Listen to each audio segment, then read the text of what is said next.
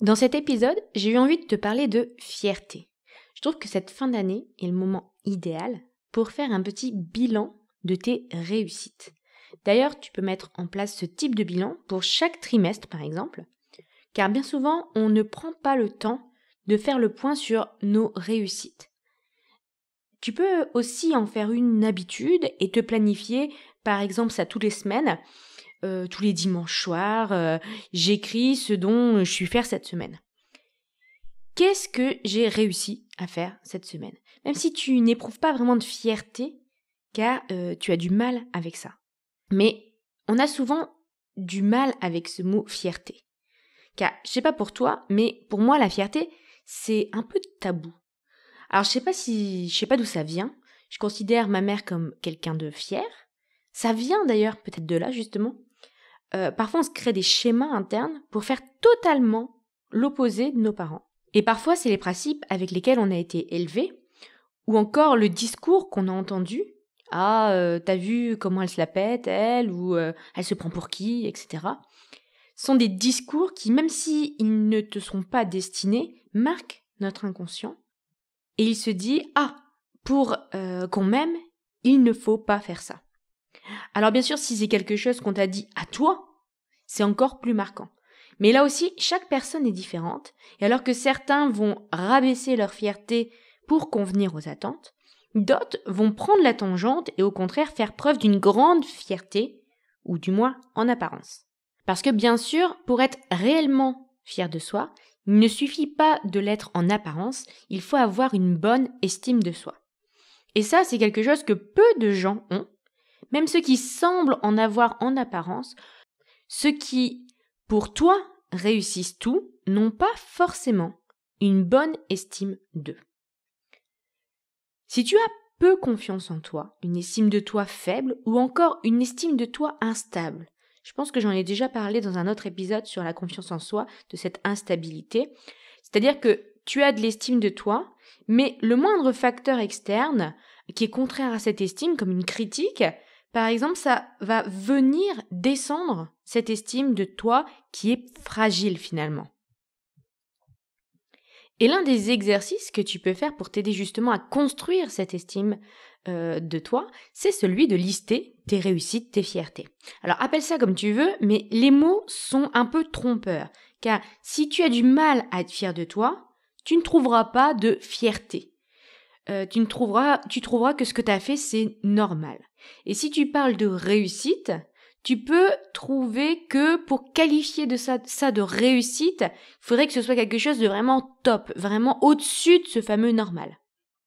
Alors, commence par des petites choses, car je peux t'assurer que chaque semaine, tu réussis plein de choses.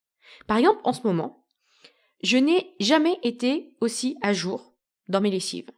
Mes paniers sont pliés, j'ai pas de linge de retard, nickel quoi, le rêve. Et pour moi, ça c'est une grande réussite. Je sais pas combien de temps ça va durer, mais pour le moment là c'est extraordinaire pour moi. Ça s'entend même peut-être dans ma voix, tellement je trouve ça waouh, extraordinaire. Mais pour d'autres, c'est totalement banal. Peut-être que tu es en train d'écouter, tu me fais c'est comme ça chez moi tout le temps, je vois pas en quoi c'est extraordinaire. Et il y a des gens comme ça qui n'ont jamais eu 3 bassines de linge de retard à plier et à ranger.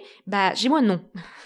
Donc, ne base pas tes réussites sur ce que les autres font ou en fonction du fonctionnement des autres, mais en fonction de ton avancée à toi. Même si c'est ponctuel, comme dans mon exemple, félicite-toi. Et dis-toi, tu peux être fier de toi. Et peut-être qu'un jour, tu en seras vraiment convaincu. À force de voir toutes ces choses, toutes ces petites réussites ou ces grandes réussites. Finalement, un jour, tu vas peut-être voir l'accumulation de toutes ces réussites et dire « Oui, quand même, waouh, j'ai réussi à faire ça. »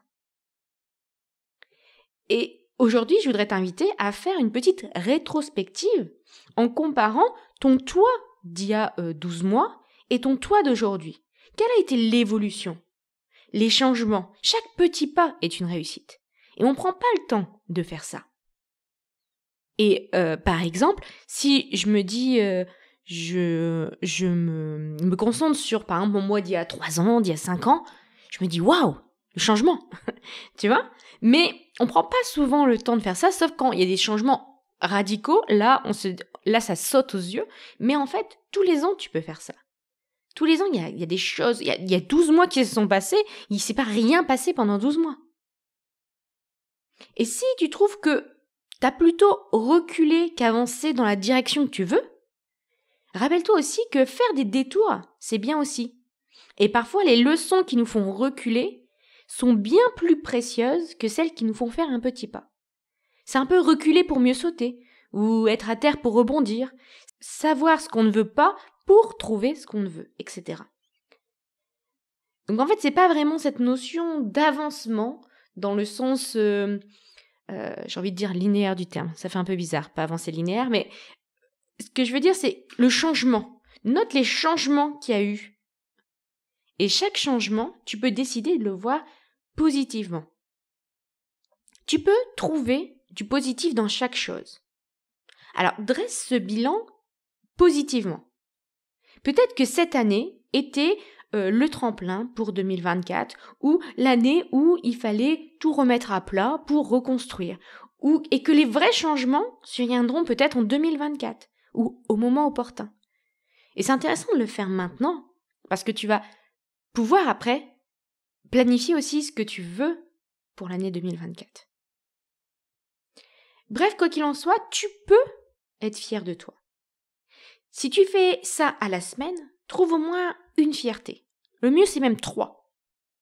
Tu peux trouver 3 choses, 3 réussites, 3 fiertés que tu as eues cette semaine. Et si tu fais à l'année, comme je t'y invite ici, trouve une liste d'au moins 20 réussites ou de fiertés au minimum. D'ailleurs, partage cet exercice aux autres, car les gens manquent cruellement d'estime d'eux. Alors si les réseaux sociaux, notamment, peuvent servir à quelque chose de positif, c'est bien d'aider à diffuser des messages, diffuser ce type d'exercice à faire. Donc, partage les questions que tu te poses, partage les exercices que tu te fais qui te font avancer. Et d'autres feront pareil. Tu peux aussi partager l'épisode en l'envoyant à des amis, par exemple. Tu verras qu'il y a bien plus de personnes que tu le penses qui sont concernées par cette problématique d'estime d'eux. Enfin, je voulais aussi te parler d'orgueil, car souvent il y a 2 facteurs qui sont entremêlés et qui influent sur cette fierté que tu as de toi. Ton manque d'estime de toi, bien sûr, c'est logique, et ta peur d'être orgueilleux. L'orgueil est souvent perçu comme négatif, c'est ce dont je te parlais au début sur comment on a été élevé, etc. Car si tu ne veux pas être fier de toi, si tu minimises tes fiertés, c'est souvent que tu ne veux pas être orgueilleux.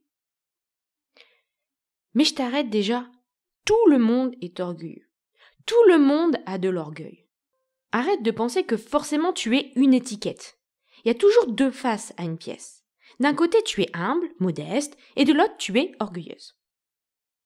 Mais tu ne seras jamais que l'un ou que l'autre. Oui, t'aimes pas peut-être cette idée, mais tu es les 2.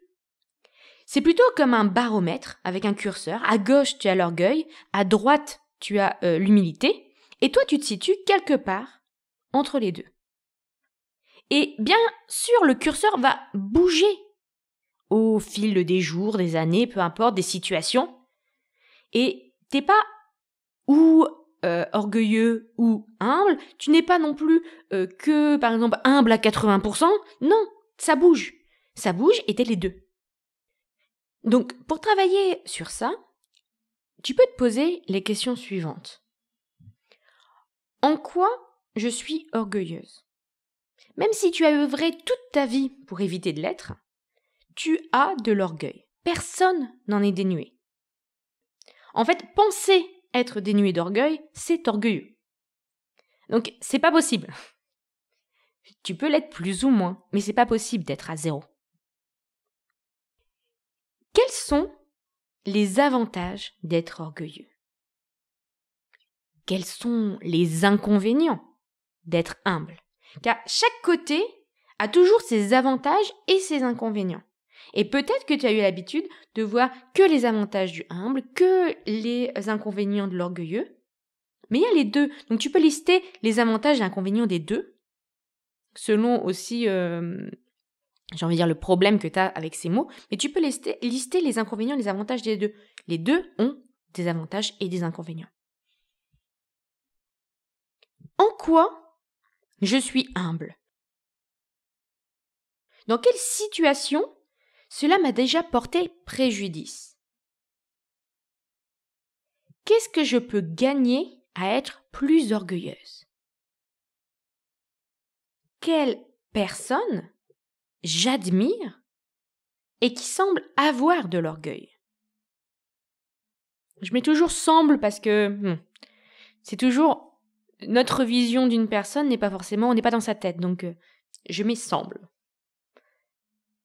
Qu'est-ce que j'ai entendu comme discours enfant sur l'orgueil?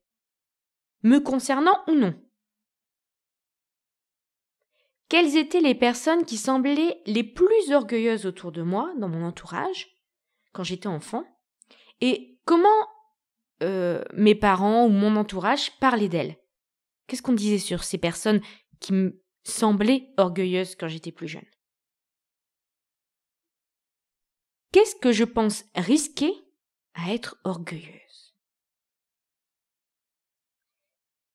Et enfin, en quoi cela est faux?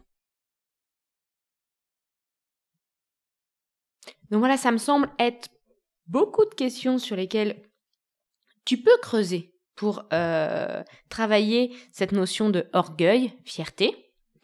Plus, n'oublie pas de faire ta liste de fierté pour cette année, ou mettre en place, ou les deux, ou mettre en place un système de tous les semaines, je regarde mes fiertés, mes réussites. Donc voilà pour cet épisode, je pense que tu as de quoi faire. Je te retrouve en janvier, car le prochain épisode sera celui d'Héloïse. Alors passe de bonnes fêtes et profite du moment présent. À bientôt.